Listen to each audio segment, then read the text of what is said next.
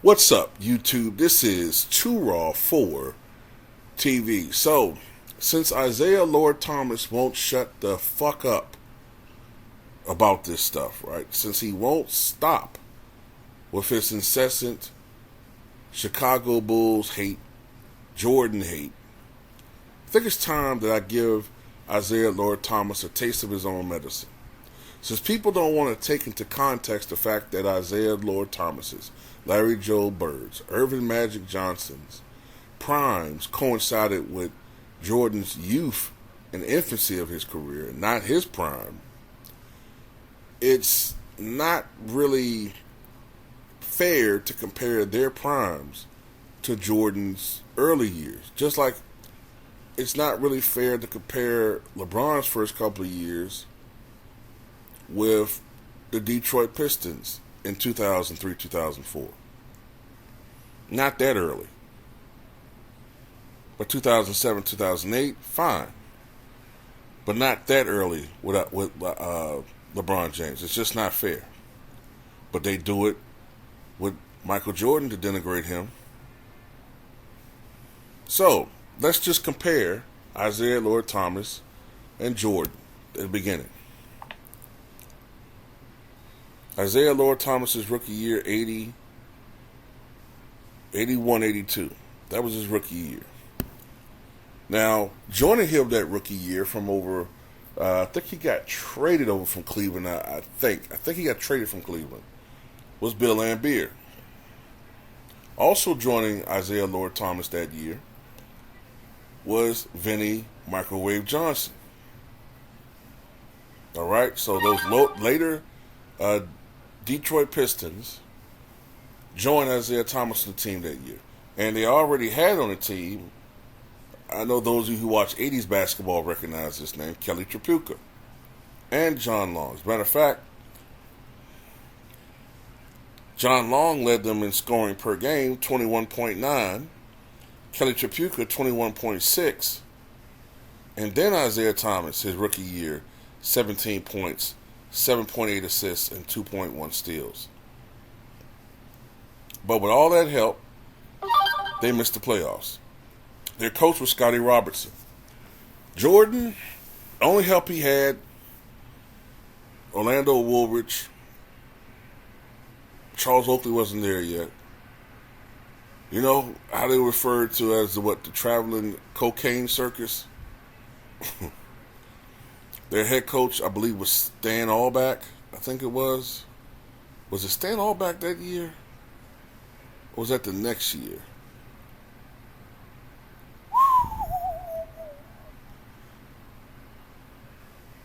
Can't remember. I think it was somebody else in 84-85. Let me check. I'm almost certain it was somebody else. I just can't think of his name.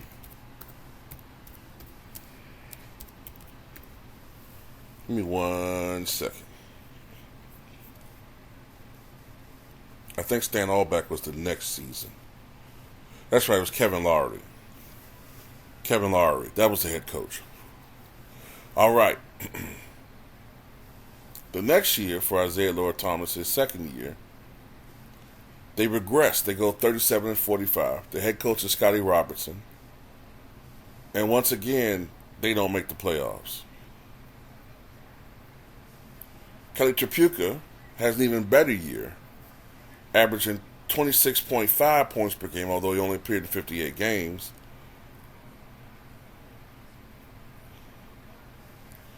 Isiah Thomas averages 22.9 points per game. They go along with 7.8 assists.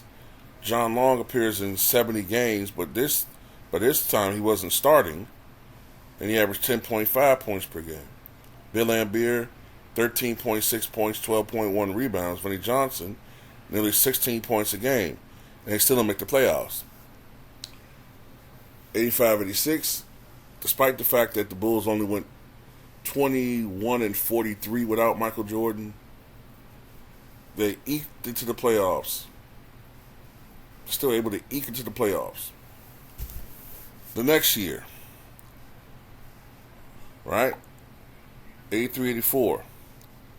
Their head coach is Chuck Daly, a much better coach. They go 49-33 during the regular year. But they lose in the first round to the New York Knicks. And we're not talking about Patrick Ewing's Knicks. We're talking about Bernard King's Knicks. All right? Bernard King, I think in that series, averaged like, I want to say 40 points a game. That year, Isiah Thomas led them in scoring, 21.3 points per game, 11.1 assists, 2.5 steals. Kelly Tripucka, 21.3 points per game. Lambeer, 17.3 points per game, 12.2 rebounds per game. John Long starting again, averaging 16 points a game. Vinnie Johnson, 13 points a game. Cliff Levingston, who would later on be featured on the Bulls bench, 7 points a game. Terry Tyler, 9 points a game. Kent Benson, 7 points a game. Michael Jordan, third year. I think his next best scorer on the team outside of his 37 points a game. Scottie Pippen still ain't there yet. Horace Grant still ain't there yet. I think the next best scorer is Charles Oakley with probably like 12 points a game. And they make the playoffs too. Next season, 84-85. They regress a little bit, 46-36. They lost in the first round.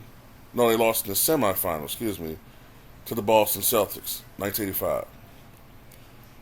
This is Isiah Thomas's best season statistically. 21.2 points, 13.9 assists, 2.3 steals. At the time, that was an NBA record for most assists in the season. Bill Lambier, 17.5 points, 12.4 rebounds. Kelly Tripucka, 19.1 points. John Long, 14.7. Dan Roundfeld, 11 points a game. Vinnie Johnson, 13 points a game. Terry Tyler, almost 12 points a game. So that's 7 guys in double figures. And they lose to the Boston Celtics.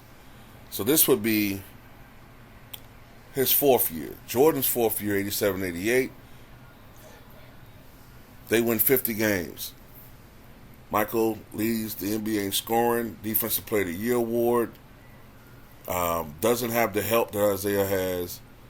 But I think that year is the first year they made it to the semifinals too. All right. The next year, 85-86, they go 46-36. Chuck Daly is the coach. And this is the first year for Joe Dumars. Isiah Thomas, 20.9 points, 10.8 assists, 2.2 steals. Bill Lambier, 16.6 points, 13.1 rebounds. Kelly Tripucka, 20 points a game. Earl Currington, 8.6 points, 6.3 rebounds. Vinnie Johnson, 13.9 points. Joe Dumars, 9 points a game. John Long, at this time no longer starting, 10 points a game. Lost in the first round to the Atlanta Hawks. Now, this is the key year, 86-87. They acquire, via free agency, Adrian Dantley. In the draft, they get that year, I believe, John Spider Sally, Dennis Rodman, and I think that's the season that they acquire via free agency. Also, is it that year? Yep, Rick Mahorn. So John Sally, Dennis Rodman, Rick Mahorn, and Adrian Dantley. And now you're starting to get the genesis of the Bad Boys. That's the year that they barely lose in the conference finals.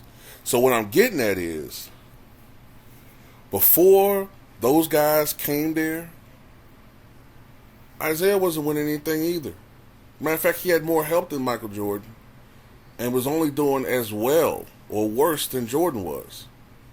But it wasn't until he got a loaded team that they finally started winning. At this point, 86, 87, 87, 88, the Bulls were behind. Jordan was magnificent, but he didn't have Rodman, Horn, Bill Laimbeer, Vinnie Johnson, Joe Dumars, Adrian Dantley. He didn't have these fucking guys on this team.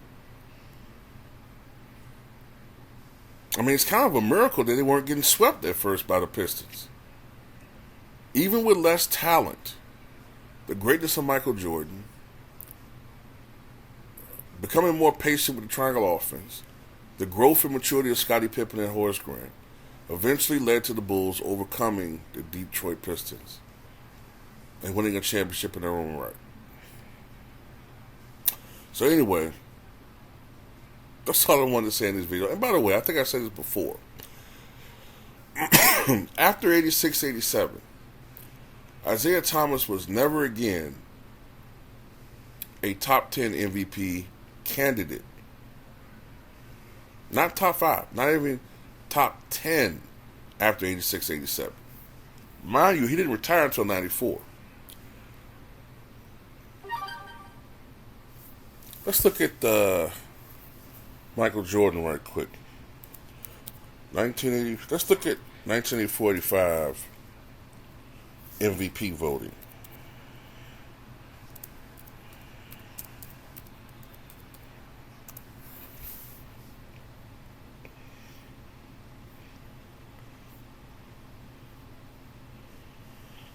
Let's see if I can find it. All right. Michael Jordan was 6 in MVP voting that year. His rookie year. 6. Now, of course, he's not going to be on the list in 85, 86 because he was hurt. All right? Let's look at 86, 87. 2nd in MVP voting. 88, of course, he won it that year. 89, 2nd to Magic Johnson. 1990, 3rd to Magic and Barkley. 91, he won his 2nd league MVP. 92, he won his 3rd league MVP. 93, Jordan was 3rd, behind Barkley and Elijah won. Now, of course, in 94 he didn't play. 95 he only played in 17 games, so it doesn't matter. But look at this. Look at this. Looky here. Even playing just 17 fucking games in 94-95, he was 11th in MVP voting. He got 12 votes. 12. Only playing in 17 fucking games. Amazing. 95-96. Won the MVP award. 97, 2nd. 98, he won it. Now I'm just going to look at the Wizard years just to be looking. Just to be checking it out. I don't think he's going to be on this list, but I'm just checking it out. The first year with the Wizards, he was 13th in MVP voting. And then the last year, he wasn't on the list. Okay? So, what is that telling you? Michael Jordan generally was considered, every year that he played, a potential MVP. Every year. Every year he was the potential league MVP. In his prime, the lowest he ever was in a full season was 3rd. That's it, 3rd.